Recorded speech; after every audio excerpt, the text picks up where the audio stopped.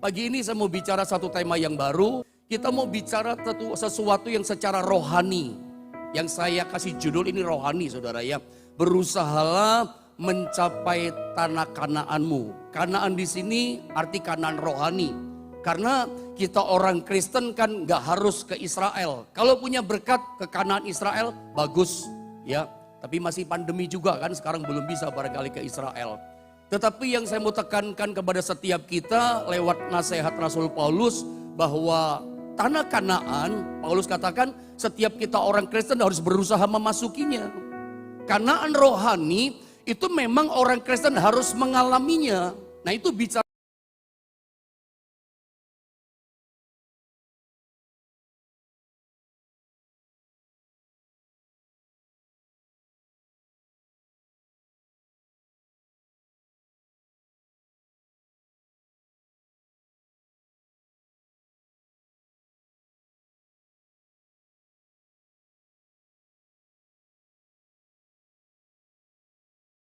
ayatnya dulu ya.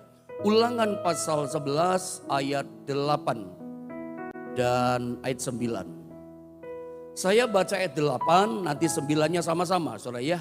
Masing-masing satu ayat berarti kita baca. Saya baca 8, nanti saudara ayat 9 bersama dengan saya sama-sama ya.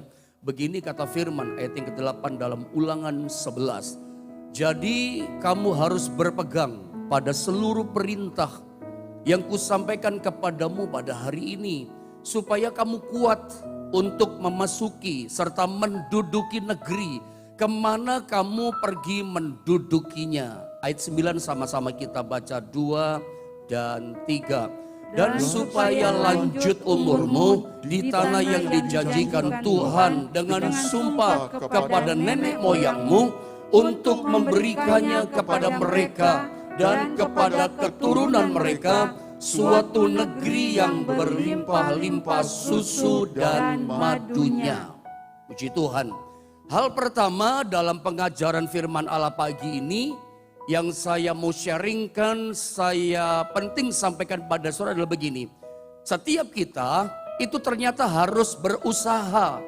Setiap kita itu harus berjuang secara rohani untuk mencapai masuk tanaan kita masing-masing.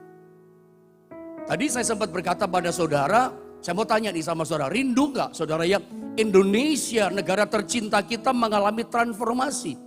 Indonesia diobahkan oleh Tuhan, Indonesia dipulihkan oleh Tuhan. Kalau perlu Indonesia diselamatkan oleh Tuhan. Itu saya sebut Indonesia mengalami transformasi. Kuasa Tuhan melawat Indonesia. Saya mau tanya, rindu gak negeri kita Indonesia mengalami transformasi? Atau keluarga kita, skop yang kecil, hidup kita, masa depan kita, diri kita mengalami yang namanya transformasi. Kuasa Tuhan melawat, kuasa Tuhan mengubahkan kita. Tetapi tetap saya harus tegas-tegasan ngomong sama saudara. Indonesia tidak akan pernah mencapai yang namanya transformasi, berarti kita pun tidak akan mengalami transformasi. Arti rohani di sini sebelum Anda dan saya, semua kita orang Kristen masuk tanah Kanaan kita masing-masing. Makanya pengalaman secara rohani memasuki tanah Kanaan kita masing-masing ini penting, saudara ya. Sebelum saya bicara mungkin lebih dalam, lebih jauh, kita banyak ngomong tentang tanah Kanaan, tanah perjanjian dan sebagainya dan sebagainya. Mungkin ini penting saya sampaikan sama saudara. Sebetulnya gambaran apakah tanah Kanaan itu buat setiap kita? Lambang apakah? Kanaan itu bagi kita sekarang gereja perjanjian baru. Kanaan bicara apa? Gambaran apa? Yang jelas begini saudara ya. Kanaan itu bukan gambaran sorga. Saya selalu kalau mengajar Kanaan kepada jemaat Tuhan di Jombang, itu yang saya ajar. Meskipun lain hamba Tuhan, barangkali lain. Tapi saya bicara berdasarkan firman.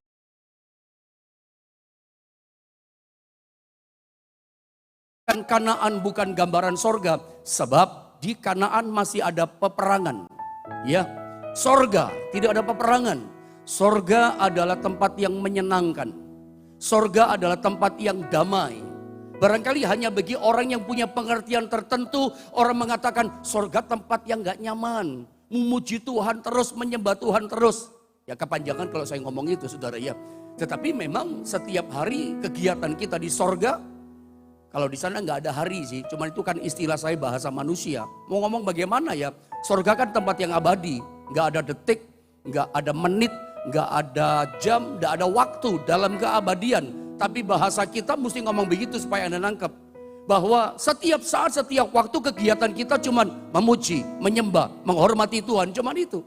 Bagi orang tertentu yang gak mau dekat sama Tuhan. Bagi orang tertentu yang pengertiannya masih kesasar saudara ya. Yang tidak suka menyembah Tuhan. Tidak suka memenuhi undangan Tuhan. Duduk diam di kaki Tuhan. Gak suka dekat-dekat sama Tuhan.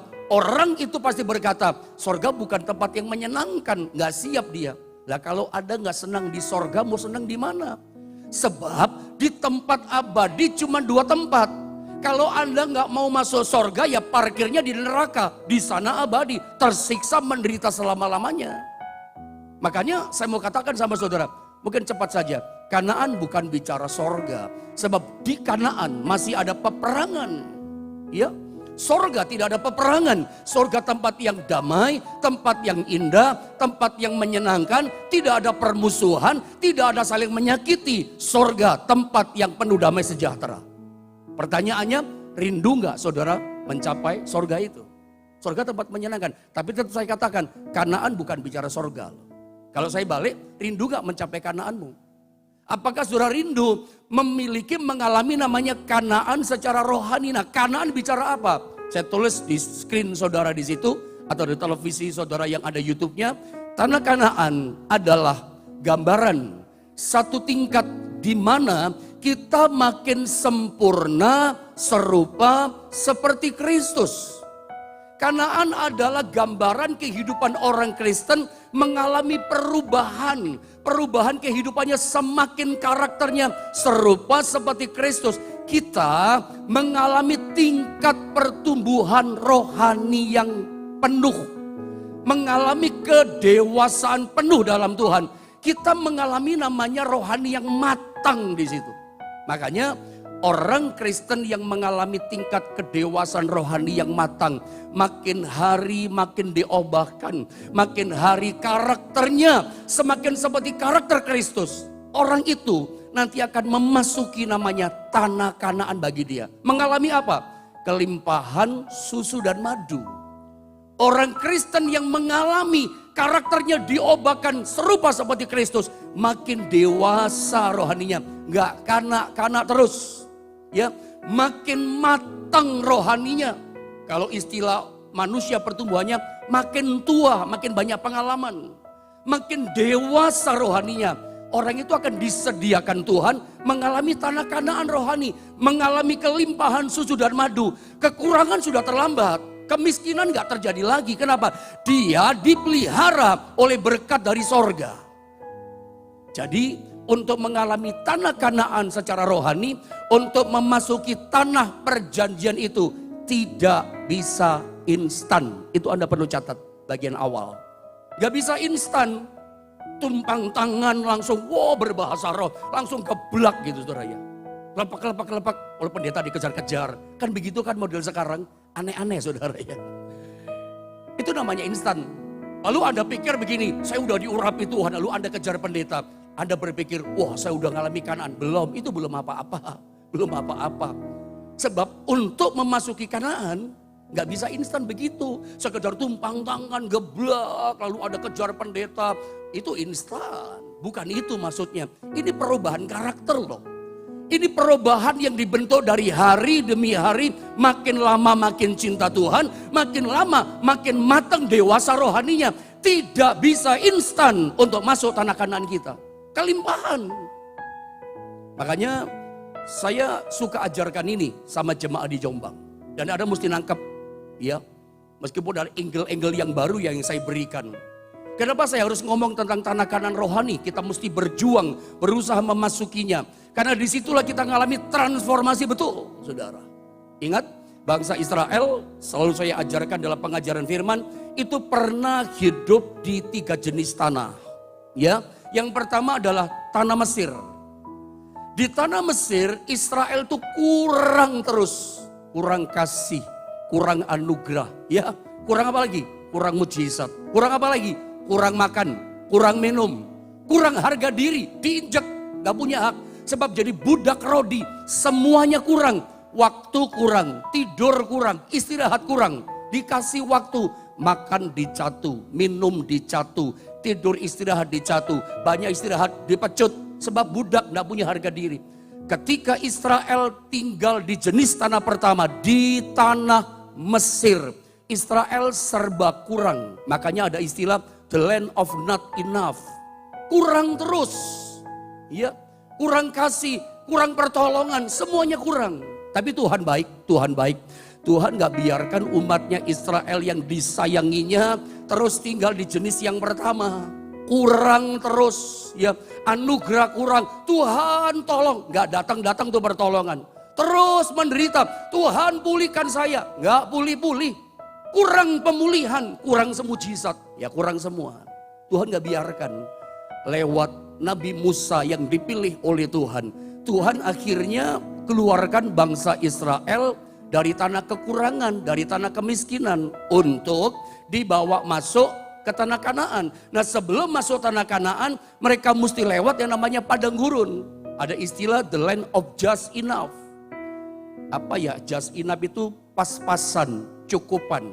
Saya suka dengan istilah hamba Tuhan, tidak salah, betul juga sih, dipikir-pikir benar juga ya, banyak istilah hamba Tuhan. Ya, pas butuh, pas ada gitu ya.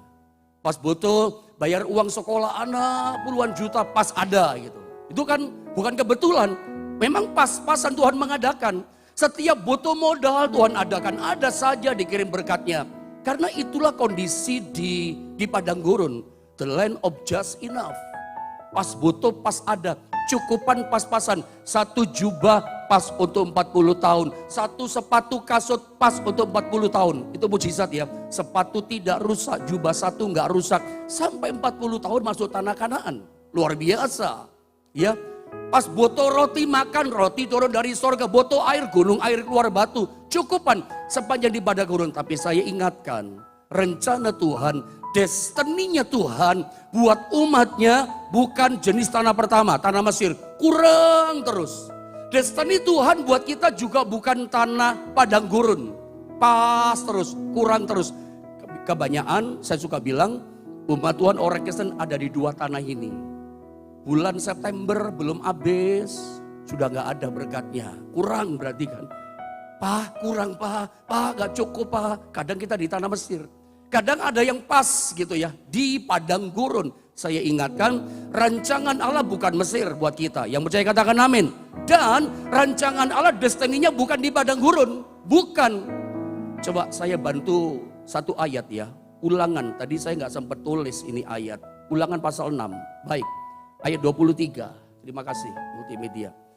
Ayat 23, betul. Mari sama-sama kita baca ayat ini. 1, 2, 3. Tetapi kita dibawanya keluar dari sana, supaya kita dapat dibawanya masuk untuk memberikan kepada kita negeri yang telah dijanjikannya dengan sumpah kepada nenek moyang kita. Coba Anda perhatikan ayat ini, tetap munculkan. Saya baca ulang supaya Anda ngerti. Tetapi kita dibawanya keluar. Ini Musa mengulang ngomong sama Israel.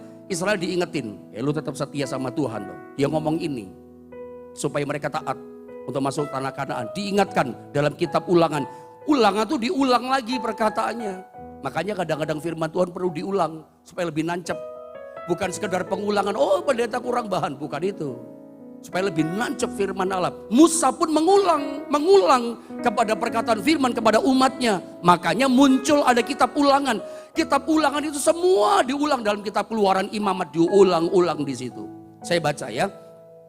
Tetapi kita dibawanya keluar dari sana, dari tanah Mesir, tanah kemiskinan, tanah penderitaan, tanah kekurangan, tanah kesusahan, tanah banyak masalah. Tanah Mesir bicara penderitaan, dikeluarkan dari kemiskinan, kekurangan, penderitaan. Supaya, untuk apa? Kita dapat dibawanya masuk. Masuk ke mana? Untuk memberikan kepada kita negeri yang telah dijanjikannya. keluar dari kemiskinan, dikeluarkan dari penderitaan. Tujuannya apa? Dibawa masuk ke tanah perjanjian. Itulah tanah Kanaan, negeri yang diberkati Tuhan, negeri yang limpah dengan susu dan madu. Temukan ayat ini dengan baik, bahwa inilah destininya Tuhan buat orang percaya. Percaya begini, susah nggak susah terus, bisnis itu kecil nggak kecil terus. Tujuan Tuhan, Anda dibawa dari yang kecil dibawa lebih besar, yang besar lebih besar. Nggak mungkin susah terus. Makanya Anda mesti ngerti ini firman. Rancangan Tuhan sama kita itu dahsyat. Rencana Allah dalam hidup kita sangat besar, sangat luar biasa. Dikeluarkan dari kesusahan, dikeluarkan dari penderitaan, segala macam masalah kekurangan hidup, dibawa masuk ke tanah Kanaan. Makanya setiap orang Kristen seharusnya memasuki tanah Kanaan. Itu namanya orang Kristen itu mengalami transformasi dalam hidupnya. Karena rancangannya bukan di padang gurun, rancangannya bukan di Mesir, Kanaan. Tapi nggak bisa instan, itu persoalannya.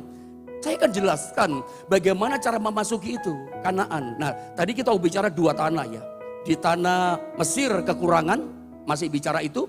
Yang kedua di tanah padang gurun, mereka menderita. Ya pas-pasan saja, tapi masih ada pergumulan di situ. Nah, masuk tanah ketiga namanya tanah Kanaan. Apa itu tanah Kanaan? Limpah dengan susu dan madu tadi Kanaan. Anda lihat ya. Jadi kalau Anda mau screenshot ini. Mau foto ini supaya Anda ingat. Semua orang percaya, ya banyak orang Kristen ada di tiga tanah ini. Tapi sebagian besar ada di dua tanah, Mesir dan padang gurun. Saya percaya dalam nama Yesus, di antara saudara sudah banyak yang mengalami transformasi, memasuki tanah Kanaanmu. Kekurangan, kemiskinan udah terlambat, ada dipelihara Tuhan dengan luar biasa. Meskipun masuk masa pandemi, ya, meskipun berada pada masa krisis. Tapi Alkitab katakan, Anda ngalami sekali diberkati, terus diberkati di sini, tanah Kanaan. Tapi ingat, nggak bisa instan. Nggak bisa instan. Tiba-tiba ujuk-ujuk hanya didoakan, wah berbahasa roh, tahu-tahu masuk. Nggak bisa loh. Itu perubahan karakter. Kedewasaan, kematangan rohani. Di tanah Kanaan, makanya ada istilah the land of more than enough. Istilahnya berkat di Kanaan itu nggak habis dimakan, saudara ya. Kalau yang namanya di Mesir, itu istilah orang Tionghoa, orang Hokkien ngomong bocia. Nggak cukup dimakan, nggak cukup dicatu kok. Kalau istilah di padang gurun istilahnya cuan cia, cukup makan otong dimakan saja. Tapi di tanah Kanaan, orang Hokkien punya bahasa, cia mbek liao. Dimakan nggak habis tuh berkat, rotinya banyak, makannya banyak. Nggak habis berkat dimakan. Tanah Kanaan tanah kelimpahan, jangan cepat saudara ya. Tetapi bagaimana caranya setiap orang Kristen, Anda dan saya, bisa memasuki tanah Kanaan kita secara rohani. Bagaimana caranya? Kembali saya mau bacakan di ayat yang ke-8. Saya tuntun pelan-pelan. Perhatikan ayat 8, saya baca ya. Dia di screen saudara. Jadi kamu harus berpegang pada sebagian perintah. Berapa perintah yang kita mesti pegang? Berapa perintah yang kita mesti taati? Seluruh perintah. Bagaimana cara memasuki Kanaan? Anda mesti taat. Taat kepada seluruh perintah. Makanya dari awal saya ulang-ulang. Gak bisa instan loh Bapak Ibu Saudara masuk tanah Kanaan. Cuman ditumpang tangan berbahasa roh. Ditumpang tangan geblak sampai ada yang muntah-muntah. Wow, saya masuk Kanaan. Belum. Itu belum apa-apa. Ya, Anda jangan jadi Kristen yang mabok saudara ya. Nanti kesasar lama-lama. Makanya penting kita belajar pengajaran firman. Dituntun oleh ayat demi ayat lewat firman. Bukan kata manusia yang menuntun saudara. Bukan pengalaman manusia loh. Pengalaman orang bisa beda-beda. Biar kita dituntun oleh perkataan pengajaran firman. Bagaimana caranya memasuki tanah Kanaan? Tidak bisa instan. Alkitab ajar bagaimana caranya. Kita harus berpegang kepada berapa perintah? Seluruh perintah. Apalagi yang kusampaikan kepadamu pada hari ini. Nomor 1 bicara taat. Harus taat kepada seluruh perkataan Tuhan, perintah Tuhan. Untuk apa kita taat? Supaya apa kita taat? Saya gak sempat bikin gambar karena cepat-cepatan ya. Untuk apa kita taat? Ayat ini terangkan. Supaya kamu kuat. Bilang sama-sama saya mau kuat iman dalam Tuhan. Kuat iman di dalam Mau kuat saudara? Bagaimana caranya kuat iman kita? Kita harus taat kepada seluruh perintah Tuhan. Untuk apa sih taat? Gunanya taat supaya kita kuat. Ada banyak orang Kristen kan, ke gerejanya udah puluhan tahun. Baca firmannya kenceng, dengar firmannya kenceng. Tapi nggak mau taat sama firman, nggak pernah kuat imannya. Nggak pernah kuat, nggak pernah taat. Waktu taat itulah firman bekerja menguatkan iman. Orang yang masuk tanah Kanaan itu orang yang kuat. Dari mana dia kuat? Berpegang taat pada perintah Tuhan, itu dia. Kuat. Kenapa mesti kuat? Sebab tanah Kanaan penduduknya itu banyak raksasa. Mereka mesti perang sama musuh. Kanaan itu banyak musuh dan musuhnya kuat. Para raksasa ada banyak di sana. Kalau Israelnya nggak kuat, nggak bisa masuk. Siapakah yang bisa memasuki Kanaan? Orang yang taat. Sebab orang yang taat menjadikan dia kamu kuat. Kata Alkitab. Kuat untuk apa? Untuk memasuki. Saya baca ulang saja ya supaya menemukan. Lihat ayatnya ya. Jadi kamu harus berpegang pada seluruh perintah. Taat ya. Yang kusampaikan kepadamu pada hari ini. Supaya apa? Supaya kamu kuat. Kuat untuk apa? Untuk memasuki tanah Kanaan serta menduduki negeri. Kemana kamu pergi mendudukinya? Dua hal kita baca di ayat 8. Kita taat, hasilnya kita kuat. Kuat untuk apa? Kuat untuk memasuki tanah Kanaan. Bisa kalahkan musuh. Kuat untuk menduduki Kanaan. Butuh orang kuat karena raksasa di situ. Masalahnya besar-besar. Supaya bisa memasuki Kanaan, menduduki Kanaan, kita mesti kuat. Ada yang ketiga, kuat apa di sini? Ayat 9. Ayat 9. Dan saya baca lengkap ya. Supaya lanjut umurmu di tanah yang dijanjikan Tuhan dengan sumpah kepada nenek moyangmu untuk memberikannya kepada mereka dan kepada keturunan mereka suatu negeri yang berlimpah-limpah susu dan madunya. Ada yang ketiga kuat di sini. Kuat untuk tinggal di sana sampai beranak cucu di situ. Menikmati negeri yang limpah susu dan madu. Terus sampai lanjut umur. Membangun keluarga, membangun rumah, membangun masa depan di tanah Kanaan. Bersama dengan anak cucu. Kuat memasuki, kuat menduduki. Yang ketiga kuat apa? Kuat tinggal di sana bersama dengan anak cucu. Luar biasa. Bagaimana bisa kuat memasuki, bagaimana bisa kuat menduduki, bagaimana bisa kuat terus tinggal di sana. Sekali diberkati, tetap diberkati. Sampai generasi, anak kita, cucu kita diberkati oleh Tuhan. Caranya bagaimana? Ajarkan ya, mesti taat. Kepada berapa perintah Tuhan? Seluruh perintah Tuhan. Nah, saya mau ajarkan sama saudara. Bagaimana supaya kita menjadi kuat? Taat tadi itu seperti apa sih kuat? Coba kita lihat ini saudara ya. Bagaimana kita bisa kuat memasuki, menduduki, tinggal di sana selamanya. Di tanah perjanjian, ini kuncinya. Ya saya baca saja karena waktu tinggal berapa menit. Saya baca, saya terangkan ya. Perhatikan dalam ayat ini saudara ya. Bagaimana caranya? Tetapi kamu harus menaruh perkataanku ini. Ini penjelasan taat. Taat membuat kuat. Taat sama firman kayak apa? Begini caranya. Tetapi kamu harus menaruh perkataanku ini dalam hatimu. Jadi bagaimana taat sama firman? Nomor satu, taruh firman, perkataan firman di hati kita. Taruh firman di hati. Ini bicara apa? Menerima firman Allah. Semua kita kan menaruh firman, menerima firman di hati. Dan saya dorong begini lewat pengajaran firman Allah ini. Anda mesti belajar menerima firman seperti jemaat di Tesalonika. Ya. Siapapun hamba Tuhan yang kita tahu, hamba Tuhan ini benar gitu ya. Hidup takut akan Allah. Meskipun firman yang disampaikan sederhana, tapi kita tahu hamba Tuhan itu jadi teladan. Dengarkan firman yang disampaikan sama dia. Anda nggak usah pilih-pilih. Oh kalau hamba Tuhan ini saya terima Pak firman. Kalau ini nggak bisa begitu. Anda mesti belajar seperti jemaat di Tesalonika. Mereka menerima firman Allah, itu bagaikan menerima perkataan Allah sendiri. Itu luar biasa.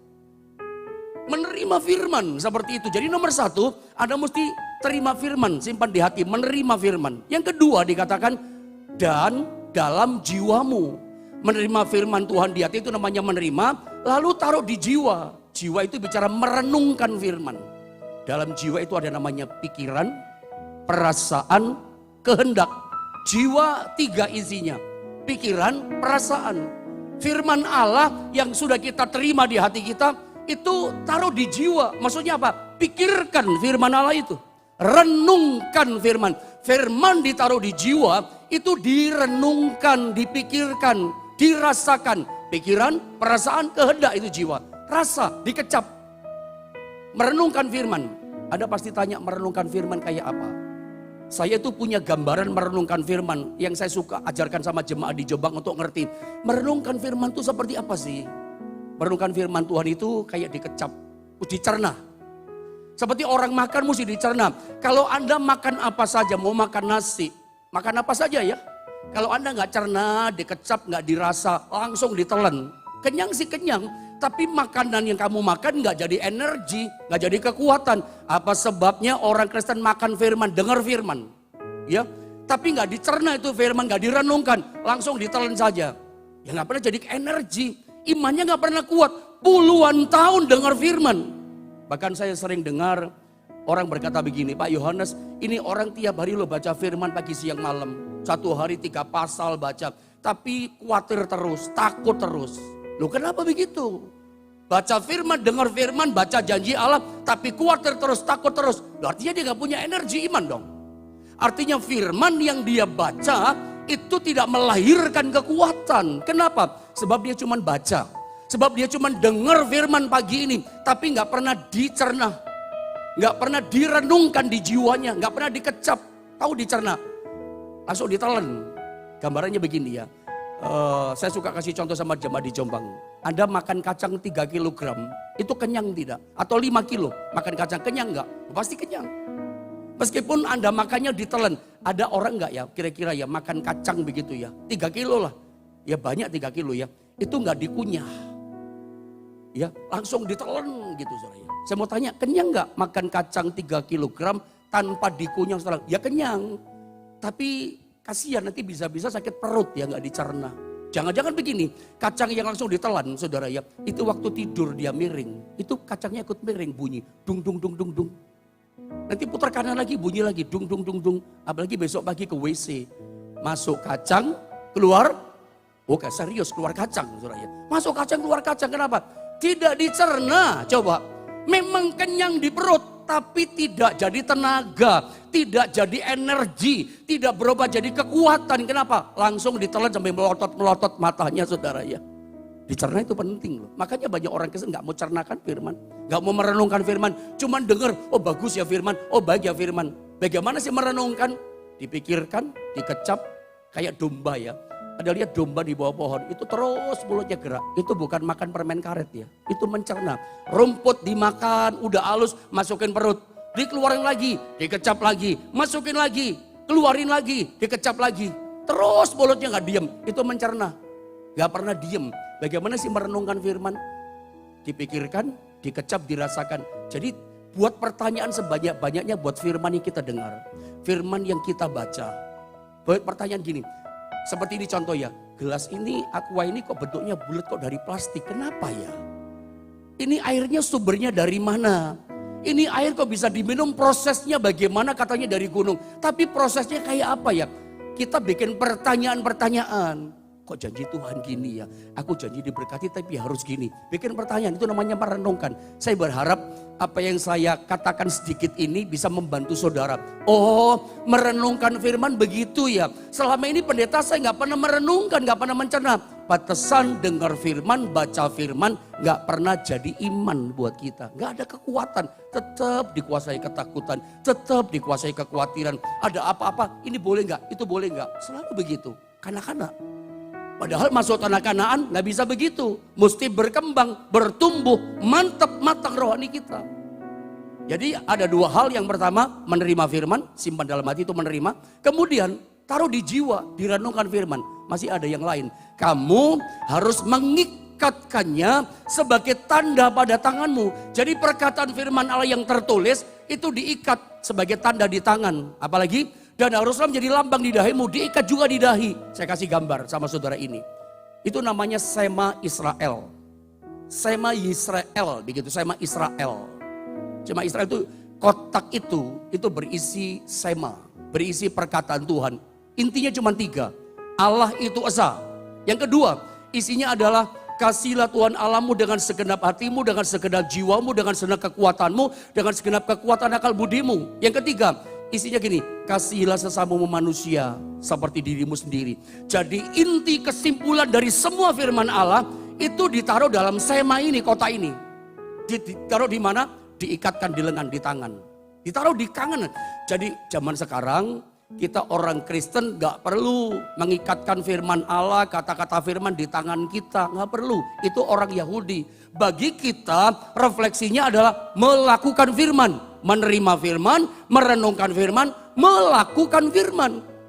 Kita gak cukup hanya merenungkan di jiwa kita. Tapi mesti menghidupi firman, praktekkan firman. Lalu sema itu perkataan firman jadi tanda di dahi. Diikatkan di dahi. Tujuannya apa? Tujuannya begini orang Israel. Supaya mereka tahu, semua orang tahu. Aku ini melakukan firman. Ada semanya di sini. Supaya orang ngerti, aku ini hidup dalam firman. Bagi kita, nggak perlu firman kita taruh di sini. Alkitabnya yang kecil taruh di jidat kita, nggak perlu. Maksudnya apa sih? Ditaruh di sini. Kita tuh menceritakan firman. Barusan melakukan, sekarang menceritakan. Bersaksi firman kepada orang lain. Anda ditolong Tuhan karena melakukan firman. Saksikan. Tuhan itu dahsyat. Firman kalau kita taati, oh Tuhan bekerja dengan kuasanya. Ceritakan. Anda pun pagi ini lewat sharing firman yang saya ajarkan pada saudara. Ternyata ini zaman tanpa batas, tanpa tembok. Anda bisa bersaksi firman ini kepada orang lain. Saya nggak bisa ngomong Pak. Ya lewat sharing berbagi firman. Anda bisa ngomong, memberkati orang ini. Sharingkan di firman. Bagikan kepada yang lain. Ini gak cukup kita hanya menerima, gak cukup kita hanya merenungkan, gak cukup kita hanya melakukan menghidup firman. Firman yang sudah ada di hidup kita, ya itu yang sudah kita lakukan, ceritakan kepada yang lain. Berusaha bercerita. Kalau kita gak bisa ngomong lewat perbuatan hidup kita lah, supaya orang tahu bahwa kita tuh punya Tuhan. Nah, kalau kita sudah menerima firman, puji Tuhan. Lalu merenungkan firman, itu haleluya namanya saudara ya. Luar biasa. Dan menghidupi melakukan firman. Sampai tingkat yang keempat, tindakan yang keempat.